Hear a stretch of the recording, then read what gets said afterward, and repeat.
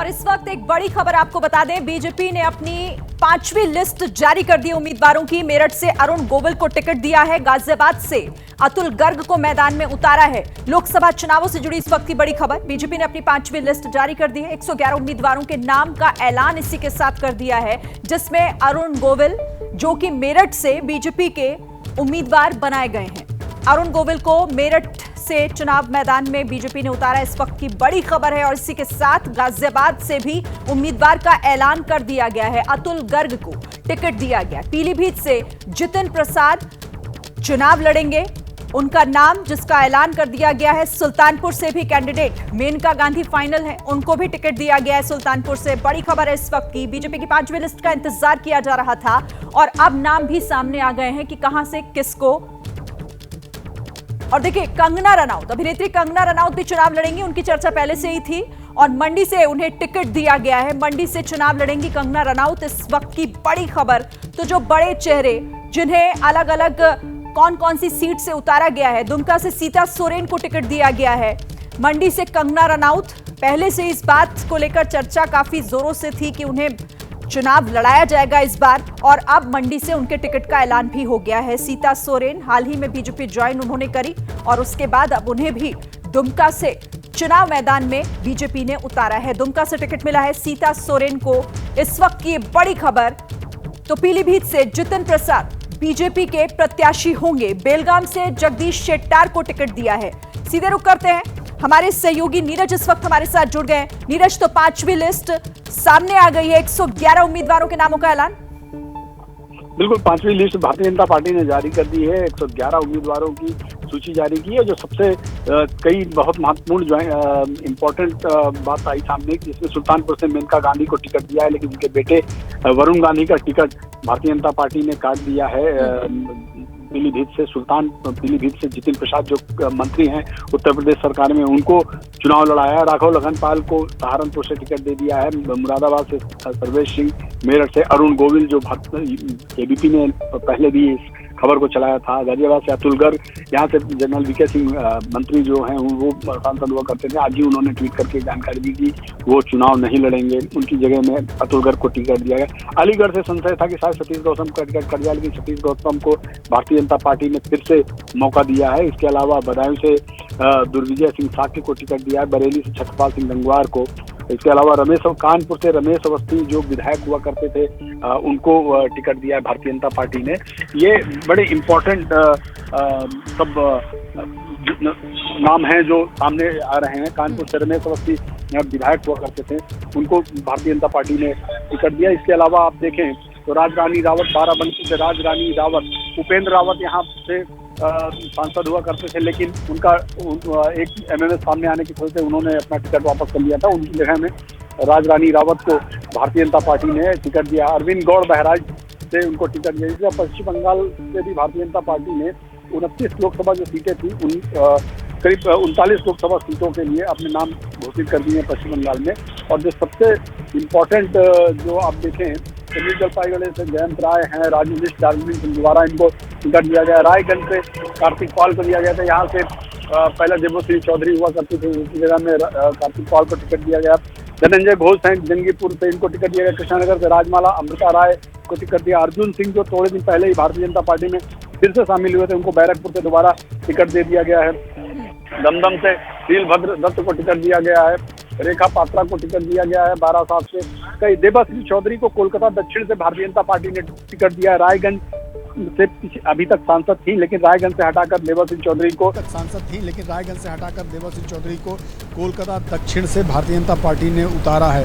इसी तरह आप अगर देखें तो अग्निमित्रा पॉल जो को मेदिनीपुर से उतारा गया। अग्निमित्रा पॉल ऑलरेडी विधायक हैं, भारतीय जनता पार्टी में महिला मोर्चा की इससे पहले अध्यक्ष थी, उनको भी पार्टी ने मेदिनीपुर से चुनाव लड़ाया। तो जस्टिस अभिजीत गंगोपाध्याय जो हाल ही में उन्होंने इस्तीफा दिया हाईकोर्ट के जज के पद से और भारतीय जनता पार्टी ज्वाइन की, भाजपा ने उनको तामलुक लोकसभा सीट से चुनाव मैदान में उतारा है। तो बहुत ही इम्पोर्टेंट आज की सूची है। 13 उत्तर प्रदेश की जो अभी तक 25 लोकसभा की सीटें पेंडिंग थी, उनमें से 13 आज भारतीय जनता पार्टी ने रिलीज कर दी है और बहुत ही इम्पोर्टेंट सीटें हैं, जिसमें सहारनपुर, मुरादाबाद, मेरठ, गाजियाबाद, अलीगढ़, हाथरस, बदायूं, बरेली, पीलीभीत, सुल्तानपुर, कानपुर, बाराबंकी और बहराइच लोकसभा सीटें हैं। इनको भाजपा ने इन पर जारी कर दिया है। सिक्किम की 8 सीटें दिनेश चंद्र नेपाल को टिकट दिया भारतीय जनता पार्टी। राजस्थान की भी 7 लोकसभा सीटें भाजपा ने जारी की हैं, जिसमें गंगानगर से पूर्व केंद्रीय मंत्री निहाल चंद मेघवाल का टिकट काट के प्रियंका बालन को टिकट दिया है। शुभकरण चौधरी को झुंझुनू से दिया है। जयपुर ग्रामीण से राव राजेंद्र सिंह को टिकट दिया है। ये राव राजेंद्र सिंह पिछली बार मंत्री थे राज्य सरकार में, उनको टिकट दिया है जयपुर ग्रामीण से। जयपुर शहर से मंजू शर्मा को भारतीय जनता पार्टी ने टिकट दिया है। इसलिए टोक सवाई माधोपुर से सुखबीर सिंह जौनपुरिया को फिर से पार्टी ने रिपीट किया है। अजमेर से भी इसी तरह टिकट बदला है। तो ये लगातार भारतीय जनता पार्टी में बहुत सारे नए नाम हैं जो भाजपा ने 111 की लिस्ट में दिया है। ठीक है नीरज, बड़ी जानकारी आप दे रहे हैं और आपने बताया कि कहां से किसका टिकट काटकर उनकी जगह पर किस पर भरोसा जताया है बीजेपी ने। और देखिए, क्योंकि बिहार की भी सीटों का ऐलान किया गया है, वहां कौन कौन से प्रत्याशी उतारे गए हैं, किसका टिकट कटा, किससे टिकट मिला, कौन नया चेहरा, इसकी जानकारी नीरज ने दी। लेकिन इस पर बात कर लेते हैं, हमारे सहयोगी इस वक्त प्रकाश हमारे साथ जुड़ गए हैं। प्रकाश जी, 5वीं लिस्ट, और इस 5वीं लिस्ट में बिहार की भी महत्वपूर्ण सीटों का जिक्र है, जहां पर बीजेपी ने यह साफ कर दिया कि इस बार कौन कैंडिडेट होगा। बिल्कुल, ज्यादातर तो पुराने चेहरे हैं और जो 2 सीटें आ रही हैं, जिसमें मुजफ्फरपुर और बक्सर आ रहा है, इसमें नाम जो है वो टिकट बदलाव का है। मुजफ्फरपुर से राजभूषण निषाद, जो इसके पहले सांसद थे, उनका टिकट काट करके राजभूषण निषाद को दिया गया है। जबकि अश्विनी चौबे की जगह जो है वो मिथिलेश तिवारी को दिया गया है। हालांकि जो बाकी नाम है वो लगभग सेम है, जिनके रिपीट किया गया है, जिसमें मधुबनी से अशोक यादव है, उजियारपुर से नित्यानंद राय है, पटना साहिब से रविशंकर प्रसाद है जिन्हें रिपीट किया जा रहा है, महाराजगंज से जनार्दन सिग्रीवाल है, तो वहीं छपरा यानी सारण से राजीव प्रसाद रूड़ी है, दरभंगा से गोपाल जी ठाकुर को रिपीट किया जा रहा है, अररिया से प्रदीप कुमार को दिया गया है, संजय जायसवाल जो है वो बेतिया से है, और गिरिराज सिंह उनको भी दिया जा रहा है बेगूसराय सीट से। पाटलिपुत्र से ग्राम कृपाल यादव है, तो आरा से आर.के. सिंह और मोतिहारी से राधा मोहन सिंह। तो कमोबेश सभी नाम जो है वो रिपीट किए गए हैं। अभी तक की जो सूची आई है, जो नाम आए हैं, उससे ये साफ दिख रहा है कि मुजफ्फरपुर और बक्सर ये 2 सीटें हैं जहां से उम्मीदवार को बदला गया है।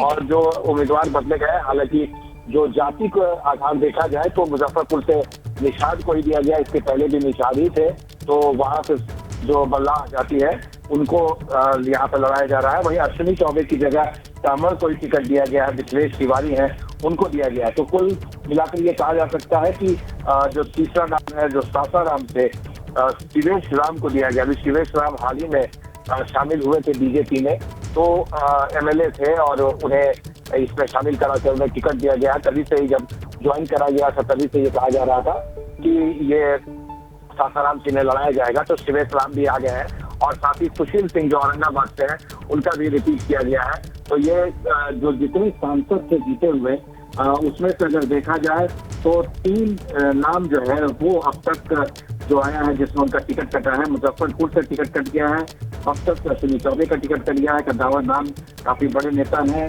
और इनका संघ में भी काफी पहुंच है, लेकिन इस बार उनका टिकट काट दिया गया है। और काफी दिनों से ये आशंका जताई जा रही थी कि उन्हें उनका टिकट काटा जाएगा और वही हुआ। वहीं सासाराम से जो पहले थे पासवान, उनको टिकट नहीं दिया गया, उनकी तबीयत खराब थी, इस वजह से भी बदल दिया गया है कि उनकी जगह पासवान की जगह शिवेश राम को दिया गया है। तो ये कुल मिलाकर देखा जाए तो सिटिंग सीट पर जितने भी थे कमोबेश रिपीट किया गया है। ये 3 नाम जो है वो है जिनका टिकट काटा गया है। जी बिल्कुल, तो क्योंकि फीडबैक, लगातार चिंतन मंथन, बैठकें और उसके बाद ये फाइनल किया गया है कि आखिर किसे कहां से उम्मीदवार बनाया जाएगा, जो पहले थे वही अब या फिर नया चेहरा, और ये तस्वीर साफ हो गई है 5वीं लिस्ट के साथ ही। अच्छा, अब रुक कर लेते हैं संजय त्रिपाठी का, वो भी हमारे साथ जुड़ गए। संजय, 5वीं लिस्ट में कई महत्वपूर्ण सीटों का जिक्र है, जिसमें मेनका गांधी को तो सुल्तानपुर से उम्मीदवार बना दिया गया, लेकिन इसी के साथ वरुण गांधी, हालांकि पहले से उनके नाम को लेकर, उनके चेहरे को लेकर संशय था, पता साफ?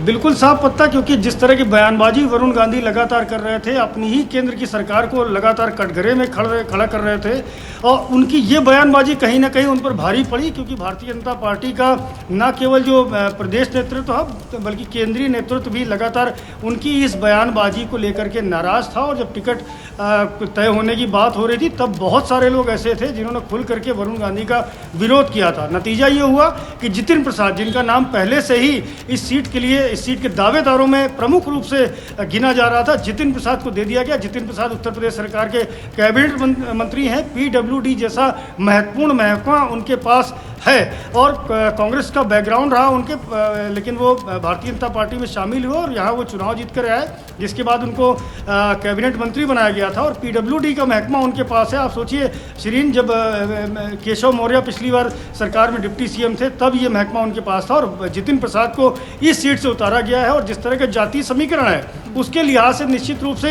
ये सीट जितिन प्रसाद के लिए मुफीद होगी। नाम संघमित्रा मौर्य का भी इस लिस्ट से गायब है। पिछली बार भारतीय जनता पार्टी की सांसद थी, बदायूं से थी, और इस बार जिस तरह की स्वामी प्रसाद मौर्य की बयानबाजी थी, जो आपने देखा किस तरह से वो धर्म ग्रंथों को लेकर के, हिंदू मंदिरों को लेकर के लगातार आपत्तिजनक टिप्पणियां कर रहे थे, जिसको भारतीय जनता पार्टी ने गंभीरता से लिया। आखिरकार संघमित्रा मौर्य, जो स्वामी प्रसाद मौर्य की बेटी हैं, उनको कहीं ना कहीं अपने पिता की इस तरह की बयानबाजी का खामियाजा उठाना पड़ा। इसके अलावा और कई नाम है। कानपुर का नाम शिरीन बड़ा चौंकाने वाला है। रमेश अवस्थी ये पेशे से पत्रकार रहे हैं, पूरा बैकग्राउंड उनका पत्रकारिता का रहा है, पॉलिटिकल कोई बैकग्राउंड नहीं है, लेकिन रमेश अवस्थी को ये टिकट मिला है। ये चौंकाने वाली बात है, क्योंकि सत्यदेव पचौरी जो कानपुर के मौजूदा सांसद हैं, उनकी वो लगातार पैरवी कर रहे थे अपनी टिकट के लिए। उनके उम्र को लेकर के भी बातें हो रही थी कि उम्र उनकी अधिक हो रही है, ऐसे में उनका टिकट कट सकता है। और तो ऐसे वो अपनी जो बेटी है नीतू सिंह, उसके लिए पैरवी कर रहे थे कि नीतू सिंह को टिकट मिल जाए, लेकिन रमेश अवस्थी को टिकट मिला। वो उत्तर प्रदेश की विधानसभा के अध्यक्ष सतीश महाना का भी नाम इस सीट से चल रहा था। कुछ लोग ब्रिजेश पाठक की भी चर्चा कर रहे थे कि उनको कानपुर से टिकट दिया जा सकता है, लेकिन सारे कयासों को विराम लग गया और रमेश अवस्थी को ये टिकट दिया गया है। तो ये जो नाम उत्तर प्रदेश के आए हैं, आप देख सकती हैं एक के बाद एक कई सारे सीट हैं। सहारनपुर से राघव लखनपाल को टिकट दिया गया है। 2014 में मोदी सरकार जब पहली बार अस्तित्व में आई थी तो उसमें राघव लखनपाल चुनाव जीत करके आए थे। पिछला 2019 का चुनाव हार गए थे, बहुजन समाज पार्टी का प्रत्याशी वहाँ से जीता था। अब राघव लखनपाल को फिर से एक बार चुनाव मैदान में उतारा गया है। मुरादाबाद से सर्वेश सिंह को टिकट दिया। और मेरठ का जो प्रत्याशी है अरुण गोविल, उनके बारे में समझिए बैकग्राउंड उनका भी पॉलिटिकल कभी नहीं रहा, लेकिन जो रामानंद सागर की रामायण थी उसके सबसे मुख्य कलाकार थे। प्रभु श्री राम का अभिनय उन्होंने किया था और उनकी तब से आप सोचिए 30-35 साल पहले रामायण टेलीकास्ट होती थी टीवी में, लेकिन उनकी छवि जो बनी ही उसका ही उनको लाभ मिला और आज की तारीख में उनको मेरठ से चुनाव मैदान में उतारा गया। और निश्चित रूप से अरुण गोविल के मेरठ से उतरने का फायदा न केवल मेरठ जिले को होगा, मेरठ की सीट को होगा, बल्कि आसपास के जनपदों पर भी इसका निश्चित रूप से प्रभाव पड़ेगा। और हिंदुत्व की जिस तरह का चेहरा अरुण गोविल का माना जाता है, गिना जाता है, उसमें ये लाभ कहीं ना कहीं मिलेगा। तो बहुत सारी सीटें हैं। बरेली में आप देखिए छत्रपाल सिंह गंगवार को टिकट दिया गया है। लगातार जो सांसद थे मौजूदा वहाँ से केंद्रीय मंत्री भी रहे, लगभग 7 बार सांसद रहे हैं, उनका टिकट काट दिया गया क्योंकि उम्र का हवाला दिया गया था। और छत्रपाल सिंह गंगवार को उस बार बरेली से टिकट दिया गया है। कई ऐसे टिकट हैं शिरीन जो चौंकाने वाले हैं। 2 महिलाओं को भी टिकट है। सुल्तानपुर से मेनका गांधी को टिकट दिया गया है क्योंकि ये मैसेज जाता, अगर माँ और बेटे दोनों को टिकट नहीं मिलता तो एक निगेटिव मैसेज जा सकता था। ऐसे में वरुण गांधी का टिकट कटा है जो बयानबाजी इस तरह कर रहे थे, लेकिन मेनका गांधी को सुल्तानपुर की सीट से ही चुनाव मैदान में उतारा गया। श्रीन जाहिर तौर पर क्योंकि सारे समीकरण साधे गए हैं, लेकिन इसके पीछे की तस्वीर पूरी तरीके से क्लियर होती हुई भी नजर आ रही है। अब मैं रुक कर लेती हूँ। इस वक्त नीरज भी हमारे साथ, हमारे सभी सहयोगी जुड़े हुए हैं। नीरज, आपके पास आते हुए आपने बताया कि किस तरह से, कहां से किसका टिकट कटा, किस नए चेहरे को मौका मिला, किसे पुराना जो है उसे दोहराया गया। आपको ये स्ट्रैटेजी क्या नजर आती है? जाहिर है 24 में 400 पार का नारा दिया गया है, तो कोई कमी नहीं छोड़ना चाहती है बीजेपी। देखिए, भारतीय जनता पार्टी ने विनेबिलिटी को ही महत्व दिया है। अगर आप देखें तो आज ही 2 बड़ी ज्वाइनिंग हुई। एक नवीन जिंदल की ज्वाइनिंग हुई जो कांग्रेस में 10 साल पहले थे, फिर बाद में वो चुनाव लड़े तो चुनाव हार गए कुरुक्षेत्र से, लेकिन कुरुक्षेत्र से चूंकि वो सांसद रह चुके हैं और 10 साल से इनफेक्टिव थे राजनीति में। लेकिन आज ही अभी थोड़ी देर पहले जब हम आप बात कर रहे थे तो ठीक आधे घंटे पहले उन्होंने भारतीय जनता पार्टी का पटका पहना और लिस्ट में उनका नाम कुरुक्षेत्र से सांसद के उम्मीदवार के रूप में है। इससे पहले आधे घंटे पहले ही रणजीत चौटाला जो इंडिपेंडेंट कैंडिडेट थे और कभी इनेलो के सदस्य हुआ करते थे, रणजीत चौटाला को भारतीय जनता पार्टी ने आधे घंटे पहले भारतीय जनता पार्टी में ज्वाइन कराया और अभी वो लिस्ट में हिसार से उम्मीदवार हैं। तो ये जो बताता है, ये भारतीय जनता पार्टी की ये स्ट्रेटजी इसलिए है क्योंकि भाजपा चाहती है कि हर सीट को ज़्यादा से ज़्यादा सीटें जीती जाएं। आप देखिए, एक कहीं जज उतारे जा रहे हैं, कहीं से पत्रकार उतारे गए, कहीं से इंडस्ट्रियलिस्ट उतारे गए, हर तबके को भी यहाँ पे इंपॉर्टेंस दी गई है। भारतीय जनता पार्टी एक ऐसी पॉलिटिकल पार्टी, मंडी से कंगना रनौत को उतारा गया, उसके पीछे का पर्पस सिर्फ ये नहीं है कि कंगना मंडी से आप किसी को लड़ाते, हो सकता है जीतते नहीं जीतते, लेकिन मंडी से कंगना रनौत को उतारने के पीछे का पर्पस ये है कि जहां हम एक इंडस्ट्रियलिस्ट को उतार रहे हैं, एक पॉलिटिशियन को बाहर से ला रहे हैं, एक पत्रकार को हम टिकट दे रहे हैं, वहीं हम एक कला जगत की हस्ती को भी दे रहे हैं। आप रहिएगा नीरज, मैं आपके पास आऊंगी। इस वक्त हमारे साथ रोहित सिंह सावल हमारे सहयोगी जुड़ गए हैं। रोहित जी, आपको कैसी लगी ये 5वीं लिस्ट, क्योंकि इसमें कई ऐसे प्रोमिनेंट चेहरे हैं जिन्हें मैदान में उतारा गया है, चाहे अरुण गोविल हो या फिर देखा हमने कि मंडी से कंगना रनौत को मौका मिला है। बिल्कुल जिंदगी, आपने जो नाम बताए, 2 नाम बताए, ठीक है, वो हमें ये कहे कि वो बॉलीवुड से संबंध रखते हैं, लेकिन इसके अलावा अगर हम एक सिलसिले बार अगर हम हिंदी पट्टी के राज्यों की बात करें, उत्तर प्रदेश की बात करें, तो बड़े महत्वपूर्ण नाम। देखिए, राघव लखनपाल 14 में सांसद चुने गए, फिर से उनको टिकट दिया गया है। मुरादाबाद कुंवर सर्वेश सिंह, वो 2014 में उनको वो सांसद बने, फिर से उनको टिकट दिया गया। फिर आपने नाम दिया अरुण गोविल, जिन्होंने राम का किरदार निभाया था, उनको टिकट दिया गया। गाजियाबाद अतुल गर्ग। और देखिए, इसको बड़े गौर करने वाली बात है, मेरठ और गाजियाबाद अमूमन ये जातीय समीकरण देखती थी भारतीय जनता पार्टी, कांग्रेस हो या समाजवादी पार्टी हो, कि एक जगह से किसी वैश्य को टिकट दिया जाएगा और एक जगह से ठाकुर को टिकट दिया जाएगा। लेकिन ये बहुत बड़ा मैसेज है कि दोनों जगह से वैश्य उम्मीदवार उतारे गए हैं। इसके अलावा सतीश गौतम को दोबारा रिपीट किया गया उत्तर प्रदेश में। और देखिए, बदायूं सीट पर हमें गौर करना होगा, विजय सिंह शाक्य संगठन की व्यक्ति है, यहाँ से स्वामी प्रसाद जो मौर्य की बेटी है, वो संघमित्रा मौर्य, वो सांसद थी, उनका टिकट काट दिया गया है। इसके अलावा सुल्तानपुर से मेनका गांधी को टिकट दिया गया है। और पीलीभीत से जितिन प्रसाद और बाराबंकी की सीट बहुत चर्चित सीट, क्योंकि वह टिकट डिक्लेयर कर दिया गया था, विवादों में आए सांसद, उनकी सीट आई। उसके बाद उनकी जगह पर यहाँ से राज रानी रावत को टिकट दिया गया है और बहराइच से अरविंद गून को टिकट दिया गया है। इसके अलावा श्रीन, आपने पूछा कि और कहाँ महत्वपूर्ण टिकट, देखिए इसके अलावा जो हैरान करने वाली जो कुछ नाम है वो हरियाणा से भी सामने आए हैं। हरियाणा से जो नाम सामने आए वो भी सचमुच हैरान करने वाले। देखिए, नवीन जिंदल उद्योगपति है, कांग्रेस के सांसद रहे, कुरुक्षेत्र से उनको फिर से उन्होंने बीजेपी ज्वाइन किया अभी करीब एक घंटा पहले, आधा घंटा पहले, और उनको कुरुक्षेत्र से उम्मीदवार बनाया गया है। रणजीत चौटाला हिसार से उनको उम्मीदवार बनाया गया। रणजीत चौटाला, मैं आपको बता दूं कि देवीलाल के सबसे बड़े बेटे हैं और वो ओम प्रकाश चौटाला जो हरियाणा के मुख्यमंत्री रहे, उनके भाई हैं, यानी उनके बड़े भाई हैं। उनको अभी तक वो खट्टर सरकार में मंत्री थे और इस सरकार में नायब सिंह सैनी की सरकार में भी मंत्री रहे, मंत्री पद की शपथ ली। निर्दलीय विधायक थे सिरसा की रानिया सीट से, उनको बीजेपी ने पहले ज्वाइन करवाया, भारतीय जनता पार्टी ज्वाइन करवाया और उनको भी टिकट दिया है। तो बड़ा मैसेज। और हिसार के लिहाज से, हिसार सीट बहुत क्रूशियल सीट है हरियाणा के लिहाज से अगर देखा जाए बीजेपी के लिए, क्योंकि वहां से दुष्यंत चौटाला जो मुख्यमंत्री, जब गठबंधन टूट गया, वो भी सांसद रहे हैं। तो उसके बावजूद रणजीत चौटाला ने उसी परिवार से उतारा गया। और ये जो तमाम नाम है, ये बड़े गौर करने वाले। और खास तौर पर हिमाचल प्रदेश की मंडी सीट है, जहां पर ये कयास लगाए जा रहे थे कि जो हिमाचल प्रदेश के पूर्व मुख्यमंत्री हैं जयराम ठाकुर, उनको उतारा जाएगा। इसके अलावा और भी कई नाम चल रहे थे, लेकिन कंगना रनौत जानी मानी बॉलीवुड अभिनेत्री है, मंडी से ही ताल्लुक रखती है, हिमाचल प्रदेश के मंडी से ताल्लुक रखती है। और मनाली, जो कि मंडी संसदीय क्षेत्र का हिस्सा है, वहां पर भी उन्होंने एक और घर बनाया है। राजपूत बरादरी से आती है, तो वहां से टिकट दिया गया। तो ये सबसे क्रूशियल लिस्ट थी भारतीय जनता पार्टी की। लेकिन श्रीन, अभी मैं आपको बता दूं कि अभी भी उत्तर प्रदेश की 3 से 4 सीट ऐसी हैं जो बड़ी महत्वपूर्ण है, जिनको आज की इस सूची में शामिल नहीं किया गया है। वो तो उस पर भी सबकी नजर बनी हुई है। लेकिन ये नाम सचमुच कई जो जिन नामों का जिक्र किया गया, और देखिए आप, वरुण गांधी को टिकट नहीं दिया लेकिन उनकी मां को टिकट दिया, प्रियंका गांधी को। ये भी बड़ी गौर करने वाली बात है।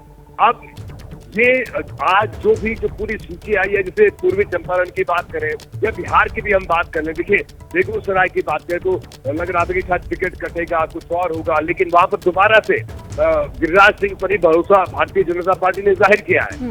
और पीलीभीत की सीट की अगर बात करें तो जितिन प्रसाद को वहां पर टिकट दिया गया, लेकिन इस सीट पर अब गौर करने वाली बात होगी कि वरुण गांधी का अगला कदम क्या होगा। उनकी मां को तो टिकट दिया गया है, लेकिन वरुण गांधी लगातार क्षेत्र में घूमते रहे इतने, अगर इस पूरे कार्यकाल के दौरान देखा जाए तो उनका अगला कदम क्या होगा, इस पर भी नजर होगी। बरेली की सीट संतोष गंगवार, उनका टिकट काटा गया, उनकी जगह नए प्रत्याशी को उतारा गया है, ये भी बड़ी गौर करने वाली बात है। जी श्री। लेकिन रोहित, जो आप कह रहे हैं, अभी थोड़ी देर पहले संजय से बात हो रही थी, वो कह रहे थे कि बैलेंस करने के लिए मां को टिकट दिया गया ताकि बेटे की तरफ से बगावत की बू ना सुनाई दे। लेकिन आपको लग रहा है क्या कि इससे वाकई चीजें ठीक हो जाएंगी? मेनका गांधी को टिकट, लेकिन पीलीभीत से वरुण गांधी को मौका नहीं, और अब तो आगे कुछ उम्मीद कर भी नहीं सकते। देखिए, इसके लिए अब वरुण गांधी का अगला कदम क्या होगा, इसके लिए हमें इंतजार करना होगा, क्योंकि उनकी भी अपनी सियासत है, लगातार सांसद रहे हैं, भारतीय जनता पार्टी के राष्ट्रीय महासचिव रहे वरुण गांधी। और अब ठीक है, पिछले कुछ वक्त से, पिछले कुछ सालों से वो लगातार उनके कुछ बयान आ रहे थे, शायद वो बयान से असहज भी हो रहा था राष्ट्रीय नेतृत्व, प्रदेश नेतृत्व। लेकिन अब इंतजार करना होगा कि इनका अगला कदम क्या है। मेनका गांधी की अगर बात करें, हमको टिकट मिल गया है, लेकिन यूपी की अगर हम पूरी सूची को देखें तो गाजियाबाद और मेरठ, दो सीटें ऐसी है जो जिसने सबको हैरान किया। हालांकि इसकी एबीपी न्यूज ने पहले ही अपने दर्शकों को बताया था कि अरुण गोविल मेरठ से प्रत्याशी हो सकते हैं, हमने सबसे पहले ये बात अपने दर्शकों को बताई थी। लेकिन इसके साथ ही साथ हरियाणा की अगर मैं बात करूं आपको श्रीनित, मैं बताऊं, हरियाणा की सोनीपत सीट का जिक्र हमें करना होगा। यहाँ पर भारतीय जनता पार्टी ने मोहनलाल बडोली को टिकट दिया है। मोहनलाल बडोली संगठन से जुड़े हुए व्यक्ति भारतीय जनता पार्टी के। सोनीपत सीट देखिए ओल्ड हरियाणा की बहुत महत्वपूर्ण सीट है, और मतलब जाट बाहुल्य सीट इसको माना जाता है। और भूपेंद्र सिंह हुड्डा की अगर बात करें तो उनका पूरा प्रभाव का इलाका पड़ता है, लेकिन उसके बावजूद भारतीय जनता पार्टी ने अप्रत्याशित नाम बीजेपी सामने लेकर आई। जी जी जी ठीक है रोहित, आप हमारे साथ रहिएगा, आपसे आगे भी हम बात करेंगे। लेकिन यहां देखिए, बीजेपी की 5वीं लिस्ट जारी हो चुकी है। 111 उम्मीदवारों के नामों का ऐलान कर दिया गया है, जिसमें कई ऐसे चेहरे जिन पर निगाह जरूर थी, लेकिन इंतजार किया जा रहा था कि बीजेपी अपना दाव किस तरह से खेलती है, कौन सी सीट से चुनाव मैदान में उतारती है। तो अब वो भी साफ हो गई है तस्वीर। कंगना रनौत, जिनको चुनाव लड़ाने को लेकर पहले से भी काफी चर्चा थी, मंडी से उन्हें टिकट दे दिया गया है। अरुण गोविल को मेरठ से उम्मीदवार बनाया गया, और इसी के साथ सुल्तानपुर से मेनका गांधी को टिकट, लेकिन पीलीभीत से उम्मीदवार जितिन प्रसाद हैं। यहां वरुण गांधी का पत्ता कटता हुआ दिखाई दे रहा है सीधे तौर पर। एक बार फिर आपको बिहार लिए चलते हैं, प्रकाश भी हमारे साथ लगातार जुड़े हुए हैं। प्रकाश जी, बक्सर की अगर मैं बात करूं तो मैं अभी कुछ दिन पहले वहां गई थी। वहां पर अश्विनी चौबे को लेकर पहले ही शंका लोगों के मन में बनी हुई थी, लोगों के भीतर नाराजगी दिखाई दे रही थी। तो क्या यही वजह एक उनके टिकट कटने की, या मिथिलेश तिवारी का कोई और मजबूत पॉइंट आपको दिखाई दे रहा है? देखिए, अश्विनी चौबे का काफी विरोध था, ऐसा मानना था पार्टी के अंदर में और संघ के लोगों का, और उनका टिकट कटना तय माना जा रहा था। लेकिन वहां पर फिर से, क्योंकि अश्विनी चौबे वहां के रहने वाले नहीं थे, बावजूद इनके उनको टिकट दिया गया था और केंद्र में मंत्री भी बने थे, लेकिन बाहरी लोगों को ही इस बार भी चुना गया है। और वो गोपालगंज जिले से जो आते हैं, मिथिलेश तिवारी जो पूर्व विधायक है, हालांकि अभी संगठन में वो महामंत्री के तौर पर हैं और काफी दबदबा है उनका संगठन के अंदर में, तो ऐसे में उनको बक्सर का टिकट दे दिया गया है। तो जाहिर है कि अंदर वहां पर स्थानीय स्तर पर किसी तरह का आपसी विरोध न हो, इसलिए मिथिलेश तिवारी को वहां उतारा गया है। ब्राह्मण के बदले में ब्राह्मण ही जाति को टिकट दिया गया है, ताकि इसको भी विरोध ना हो कि किसी और जाति को दे दिया गया है। तो एक तरह से आप देखें सीरीन, तो अश्विनी चौबे बड़ा कद, बड़ा नाम बीजेपी में, और साथ ही संघ से भी अच्छे रिश्ते, लेकिन बावजूद इनके उसका टिकट कट गया है, और यही वजह माना जा रहा है। और अब तक जितने भी रिपीट नाम हुए हैं, कमोबेश सभी बड़े नाम ही हैं, और जो टिकट काटा गया है शिरीन, वो काफी महत्वपूर्ण है।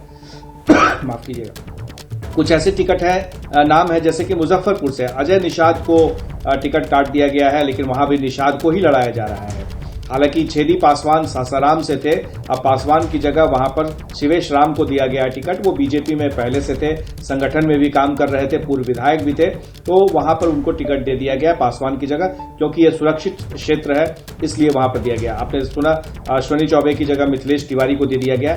एक नया नाम जो नवादा आता है, नवादा सीट जो है वो विवेक ठाकुर को दिया गया है, जो डॉक्टर सीपी ठाकुर के बेटे हैं और अभी राज्यसभा में सांसद भी है। लेकिन नवादा सीट जो है वो एलजेपी आर से यानी चिराग पासवान की पार्टी से जो एक्सचेंज किया गया था, जो एक सीट देने की बात हुई थी, वो सीट लिया गया था और वहां से बीजेपी ने उम्मीदवार विवेक ठाकुर को उतारा है। तो ये देखा जाए तो आप विवेक ठाकुर भी नया नाम आ रहा है और बाकी जितने भी पुराने नाम हो, चाहे आरा से आर के सिंह हो या फिर राधा मोहन सिंह या फिर सुशील सिंह, नित्यानंद राय को भी रिपीट किया गया है उजियारपुर से, रविशंकर प्रसाद पटना साहिब से, रामकृपाल यादव पाटलिपुत्र से।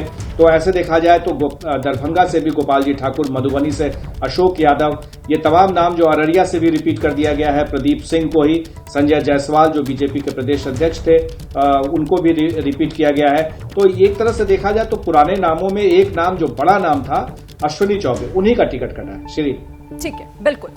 चलिए आप हमारे साथ रहिएगा। एक बार फिर से संजय त्रिपाठी आपके पास आते हुए, जिसका जिक्र हमारे वरिष्ठ सहयोगी यहाँ रोहित सिंह सावल भी कर रहे थे कि अभी भी वो सीट जिन पर निगाह बनी हुई है, लेकिन 5वीं लिस्ट आने के बावजूद उत्तर प्रदेश की उन सीटों के उम्मीदवारों का ऐलान नहीं किया गया। तो क्या वाकई इतना मुश्किल हो रहा है बीजेपी के लिए वहां कैंडिडेट उतारना? कैंडिडेट के साथ साथ सिरीन बात यह है ना कि जाति समीकरण और बहुत सारी फैक्टर्स जो हैं उनको भी देखना पड़ता है। साथ ही साथ जो विपक्षी हैं, चाहे वो इंडिया गठबंधन का प्रत्याशी हो या फिर बहुजन समाज पार्टी का प्रत्याशी हो, उनके ऊपर भी भारतीय जनता पार्टी नज़र रखती है। और बीजेपी में ये हर एक सीट के लिए, एक सीट के लिए 4-4, 5-5, 10-10 कैंडिडेट्स हैं।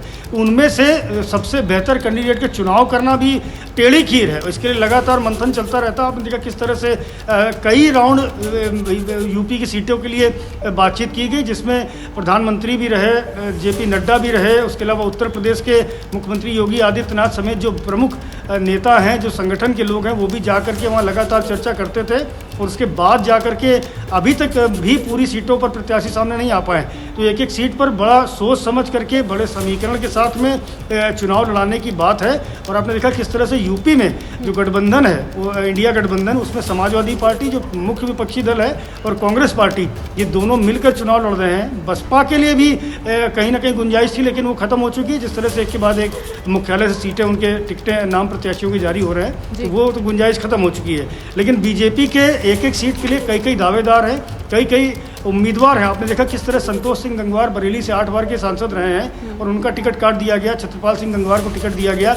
इस तरह से कई जगह पर इस तरह की स्थितियां हैं जिनसे जूझना बड़ा टेढ़ी खीर है, बड़ा मुश्किल है। और उन्हीं मुश्किलों को निपटने के बाद में सीटों को डिक्लेयर किया जाता है। तो बहुत सोच समझ कर ये प्रत्याशी का चुनाव करके, गाजियाबाद में जनरल वीके सिंह का केंद्रीय मंत्री रहे हैं, पहले भी सांसद थे। आपने देखा किस तरह से उनको हटा करके अतुल गर्ग जो उत्तर प्रदेश सरकार के राज्य मंत्री हैं, उनको चुनाव मैदान में उतारा गया है। तो ये सारी चीज़ें, ये सारे फैक्टर्स बैलेंस करके तब जा करके भारतीय जनता पार्टी अपने प्रत्याशी को सामने लाती है। क्योंकि लाजिमी बात है और वो बात हमेशा से कही जाती है कि दिल्ली की सत्ता का रास्ता उत्तर प्रदेश से, लखनऊ से होकर गुजरता है। तो ऐसे में यूपी को जीते बगैर केंद्र की सत्ता पाना बड़ा मुश्किल काम है। तो एक एक प्रत्याशी बहुत सोच समझ करके, सारे जाति समीकरण देख करके तब जा करके डिसाइड होता है। अभी अपना दल की देखिए, अपना दल की सीटें अभी डिक्लेयर नहीं हो पाई हैं।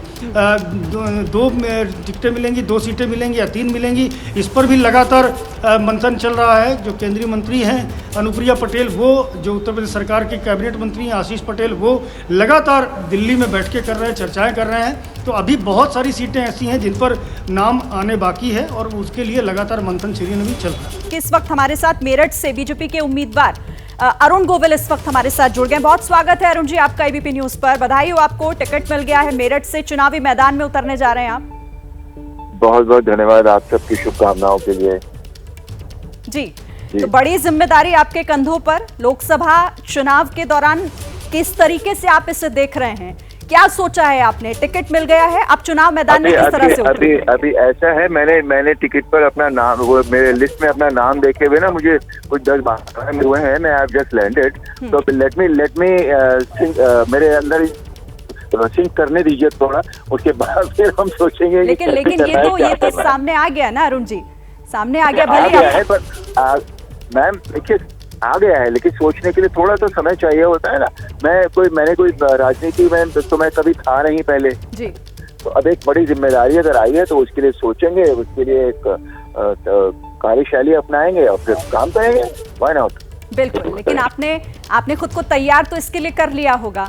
आप लोगों के बीच जाएंगे, चुनाव प्रचार में भी जाएंगे, किस तरह से, क्या तैयारियां? देखिए ऐसा है, क्या तैयारियां, ये तो प्रश्न का उत्तर मैं आपको नहीं दे पाऊंगा, है ना। हाँ। लेकिन क्या होता है कि हम सदा से तो पब्लिक के बीच में ही रहे हैं, ऐसा तो है नहीं कि पब्लिक के बीच में हम पहली बार जा रहे हैं।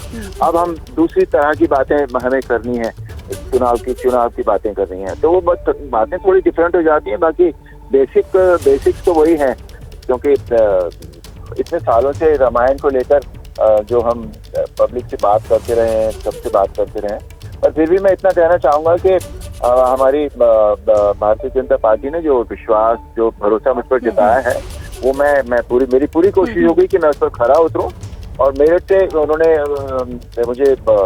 मैं चुनाव लड़ूंगा, तो मेरठ में मैं पैदा हुआ हूँ, मैं बड़ा वहाँ हुआ, मेरी पढ़ाई लिखाई सब वहीं हुई है, तो मेरठ भी मुझे अच्छी तरह जानता है और मैं भी मेरठ वासियों को बहुत अच्छी तरह से जानता हूँ। आई एम वेरी श्योर कि उनका प्यार, उनका सम्मान जैसे पहले अभी तक वो मुझे देते रहे हैं, उसी तरह से मेरे ऊपर वो भरोसा रखेंगे और मैं अपनी पूरी कोशिश में इस तरह खरा उतरूंगा। अरुण जी, अभी तक आपको हमने अभिनेता के तौर पर देखा, आपको प्रभु श्री राम के तौर पर लोग देखते हैं, आपके अंदर वो छवि ढूंढने की कोशिश करते हैं, प्रचारक के तौर पर हमने आपको देखा, लेकिन अब आपकी एक नई भूमिका उम्मीदवार के तौर पर, इस बदलती हुई भूमिका के बारे में आप क्या कहेंगे? किस तरीके से आप अब लोगों के बीच? जी मैम देखिए, अभी जब ये हुआ नहीं है तो आप अभी से अगर फ्यूचर के सवाल मुझसे पूछेंगे तो मैं कैसे उनका उत्तर दे पाऊंगा? मैं ये कहूंगा कि तो घोषित हो गए ना अरुण जी। नहीं, घोषित होना एक अलग बात होती है, घोषित तो हो गए हैं, घोषित में तो भी नाम आया है, ठीक है। तो पर ये बात है कि अब पहले एक भूमिका में देखते हैं, दूसरी भी भूमिका में देखेंगे, तो मैं इसे कहूंगा जैसे 1+1 = 2 होता है ना, ऐसे ये दोनों भूमिकाएं आपस में जुड़ेंगी। ठीक है, मेरे अंदर कुछ भी बदलाव नहीं होगा, लेकिन Meerut very sure about it. ठीक है, चलिए, बहुत शुक्रिया आपका अरुण जी हमारे साथ जुड़ने के लिए और इस बातचीत के लिए। तो अरुण गोविल, जिन्हें मेरठ से उम्मीदवार बनाया है बीजेपी की तरफ से, 5वीं लिस्ट में उनका नाम भी सामने आया और मेरठ से बीजेपी के उम्मीदवार इस बार लोकसभा चुनाव में वो होने जा रहे हैं। उनके नाम का ऐलान इस 5वीं लिस्ट में कर दिया गया। तो ये बड़ी जानकारी इस वक्त की, क्योंकि बीजेपी की 5वीं लिस्ट का इंतजार किया जा रहा था। अरुण गोविल मेरठ से उम्मीदवार बनाए गए। इस पर संजय आपसे ही सवाल करते हुए, क्योंकि ये बड़ा नाम, बड़ा चेहरा जो लोगों के बीच बहुत लोकप्रिय था और जाहिर है कि इसी लोकप्रियता को भुनाने की कोशिश बीजेपी ने की है उनके नाम का ऐलान करने से। बिल्कुल, मौजूदा सांसद राजेंद्र अग्रवाल का टिकट वहाँ से कटा है। पुराने भाजपाई थे, चुनाव भी जीते थे और इस बार चेंज करके देखा है भारतीय जनता पार्टी ने, क्योंकि आपने देखा किस तरह से राम मंदिर है, वो सारा का सारा भारतीय जनता पार्टी हमेशा से उस पर काम करती रही। और इस बार का लोकसभा चुनाव इसलिए भी महत्वपूर्ण है शिरीन, क्योंकि राम का मंदिर बन चुका है, प्राण प्रतिष्ठा हो चुकी है और अब मंदिर और भी भव्य तरीके से जो पूरा परिसर है उस पर लगातार काम चल रहा है। बड़ी संख्या में श्रद्धालु वहाँ दर्शन करने जा रहे हैं। तो एक संदेश छुपा हुआ है, आप भी शिरीन मेरठ की रहने वाली हैं, आप समझ सकती हैं कि ये भारतीय जनता पार्टी की मजबूत सीट है और यहाँ से अगर उन्होंने अरुण गोविल को उतारा है तो निश्चित रूप से सारे समीकरण देखे गए होंगे और साथ ही साथ जो अरुण गोविल की छवि है उसने यहाँ पर बड़ा काम किया है। अरुण गोविल ने राम का किरदार निभाया है और उस वक्त घरों में टीवी नहीं होते थे शिरीन, एक घर में 10-10, 20-20, 25-25 लोग टीवी देखने जाते थे और रामायण सीरियल आता था रविवार को, तो वहाँ पहुँचते थे। तो वो जो छवि है अरुण गोविल की, वो आज भी लोग भगवान राम की तरह उनको देखते और पूछते हैं। हम लोगों ने कई बार ऐसे मौके देखे हैं जब अरुण गोविल सामने पड़ जाते हैं, किसी को तो पैर छूने लगता है और उनके हाथ जोड़ता है। तो ये श्रद्धा भाव है, ये अरुण गोविल की जो छवि है वो भगवान राम की झलक उसमें कहीं ना कहीं नजर आती है लोगों को। तो ये भारतीय जनता पार्टी के लिए एक बड़ा हुकुम का इक्का है मेरठ की सीट के लिए। तो ये सारे चीज़ों को सोच करके और तब मेरठ से उनको उतारा गया है और ये माना जा रहा है कि अरुण गोविल अन्य जो प्रत्याशी दूसरे दलों के हैं उनको मजबूत टक्कर ही नहीं देंगे बल्कि सीट को जिता करके लाएंगे। बिल्कुल, हमारे साथ आप रहिएगा। मैं आपके पास फिर से लौटती हूँ नीरज, आपके पास आते हुए, क्योंकि देखिए जाहिर तौर पर जो संजय कह रहे हैं ये बात तो है, क्योंकि इन बड़े चेहरों को उतारकर इनके पीछे एक अच्छा खासा अच्छा, नीरज से हमारा संपर्क अभी नहीं हो पा रहा है। नीरज, आपके पास आऊं, हमारे साथ प्रकाश जुड़े हुए हैं। प्रकाश जी, आपके पास आते हैं, क्योंकि बिहार भी एक बहुत महत्वपूर्ण स्टेट है। लोकसभा चुनावों में कहां से किसको उतारा जाएगा, इस पर नजर सबकी रहती है। राजनीति में बिहार से हमने देखा है कि किस तरीके से वहां एक बहुत अच्छा प्रभाव, जनता पर एक खासा प्रभाव पड़ता है। तो आपको इस 5वीं लिस्ट में क्या उम्मीद इन्हीं चेहरों की थी, या लग रहा है कि इस बार कुछ स्ट्रैटेजी बदल दी है बीजेपी ने? देखिए, मैं एनालाइज कर रहा था जब आप हमारे दूसरे सहयोगियों से बात कर रही थी, तो अभी जितने 33 अनाउंस हो चुके हैं जेडीयू और बीजेपी का, तो इसमें सबसे ज्यादा अभी तक देखा गया है कि अपर कास्ट जो है वो 10 सीटें बीजेपी ने दी है, जबकि 3 सीटें जेडीयू ने दी है। यानी कि 13 सीट, 33 में से 13 का अनाउंसमेंट, 33 सीटें जो अनाउंस हुआ है आज जेडीयू और बीजेपी का, उसमें से 13 सीटें अपर कास्ट के खाते में गई है, और वहीं बाकी आप समझ लें कि 20 सीटें बच गई।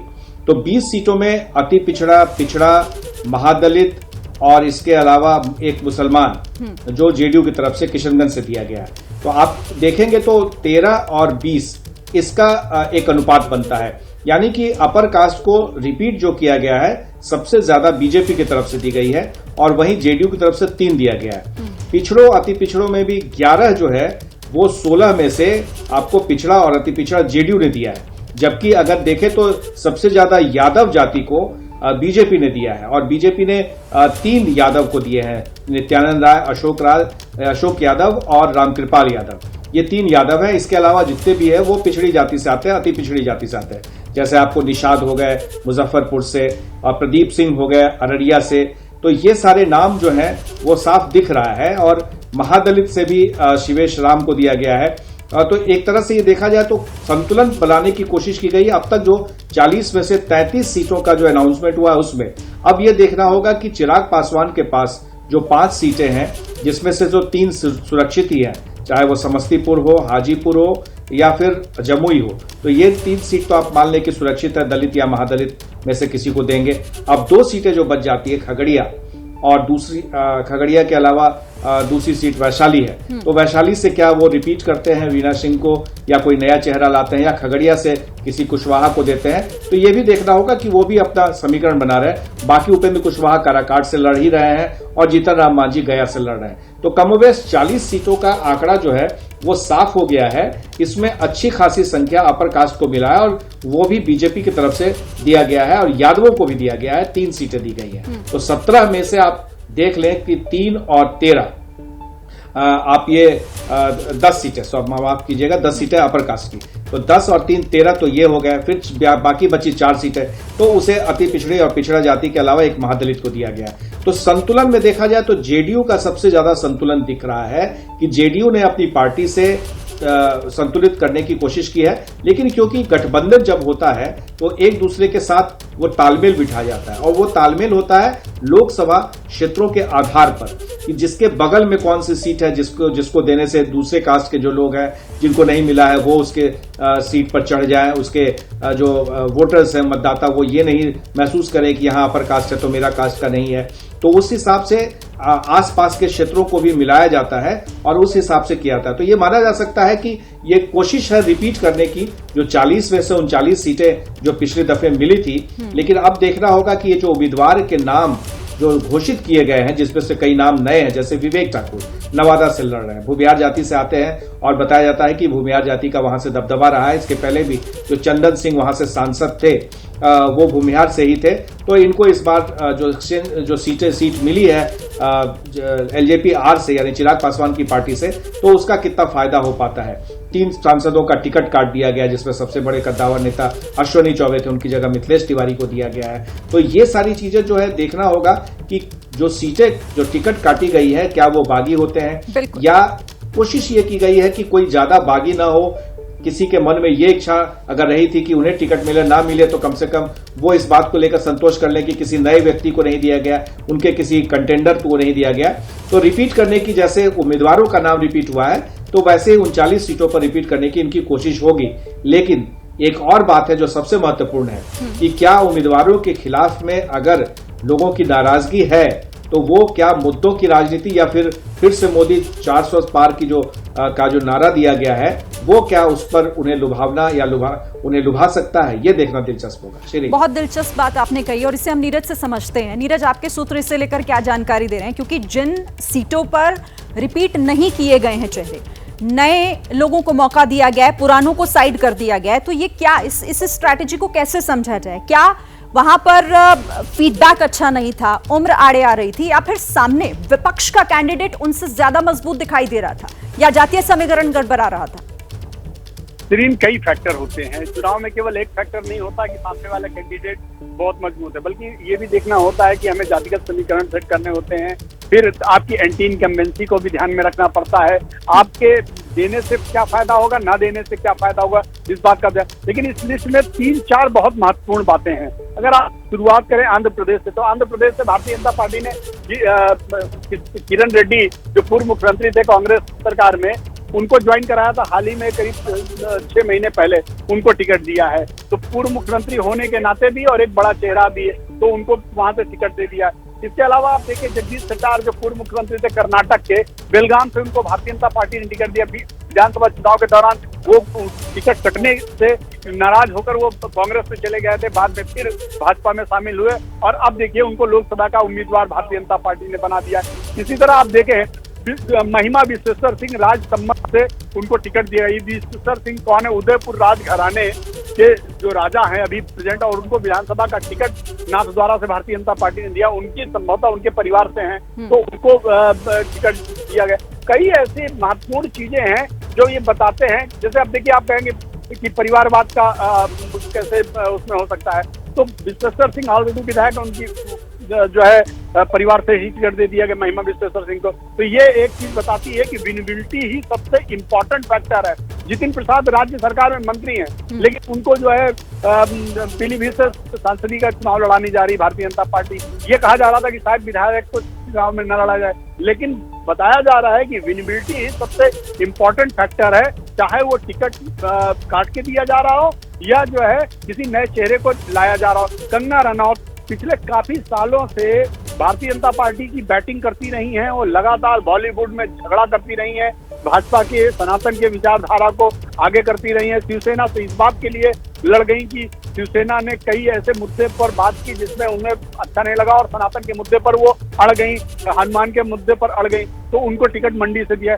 भाजपा ने कोशिश ये की है कि उन विचारधाराओं को भी समाहित करने की कोशिश की है जो समय समय पर उनके साथ रहे हैं। ऐसे समय पर जब लोग उनके खिलाफ बोलते रहे और उन्होंने भाजपा का साथ दिया, तो भाजपा ने उनका भी ख्याल रखा। वरुण गांधी को टिकट काट के इस बात का संदेश भी दिया है कि यदि आप चाहे कितने भी बड़े चेहरे हो, लेकिन अगर भाजपा में रहते हुए आप भाजपा की विचारधारा से विपरीत जाते हैं तो उस मैं आपको 1 मिनट के लिए यहाँ रोकूंगी, फिर अपनी बात आप पूरी कर लीजिएगा। इस वक्त हमारे साथ राज्यसभा सांसद विवेक ठाकुर जुड़ गए हैं, क्योंकि उन्हें नवादा से उम्मीदवार भी बनाया गया है। उनसे बातचीत करते हैं। विवेक ठाकुर जी, बहुत स्वागत है एबीपी न्यूज पर आपका। बधाई आपको, 5वीं लिस्ट में आपके नाम का ऐलान, नवादा से उम्मीदवार बनाए गए आप। जी, और इसके लिए मैं अपने केंद्रीय नेतृत्व का और प्रदेश नेतृत्व का आभार व्यक्त करता हूं, जो विश्वास व्यक्त किया उन्होंने। और नवादा भी जो प्रधानमंत्री जी का विकसित भारत का जो संकल्प है, ये दायित्व जो मुझे दिया है उस यात्रा में नवादा को सम्मिलित करने के लिए इस पूरी जोर से मेहनत करूंगा कि इस सपने को साकार करें नवादा के माध्यम से। अभी आप राज्यसभा से सांसद हैं, लेकिन इस बार आपको चुनाव मैदान में नवादा से उतारा गया। कितना बड़ा चैलेंज जिसे आप देख रहे हैं बिहार से नवादा से उतारा जाना, क्योंकि इस बार लक्ष्य बड़ा रखा है बीजेपी ने अपने लिए, 400 पार। देखिए, जो देश में भाव है और पूरा भारत जो एक स्थिरता महसूस करता है प्रधानमंत्री मोदी जी के नेतृत्व में, तो इसमें देश कहीं भी कोई चांस लेने को तैयार नहीं है और पुरजोर मेजॉरिटी फिर अब की बार 400 पार, यही भारत जो है पूरे दुनिया को दर्शाने वाला है प्रधानमंत्री जी के नेतृत्व में। और नवादा इस बार उसमें अपने कमल को खिलाएगा, इसके लिए मैं आश्वस्त हूं और मैं आपको सुनिश्चित रूप से ये चीज मैं बता सकता हूं। ठीक है, बहुत शुक्रिया आपका विवेक ठाकुर जी हमारे साथ जुड़ने के लिए और इस बातचीत के लिए। तो बीजेपी की ये 5वीं लिस्ट जिसका इंतजार हो रहा था सामने आ चुकी है और उसमें आपने देखा कि 111 उम्मीदवारों के नामों का ऐलान कर दिया है।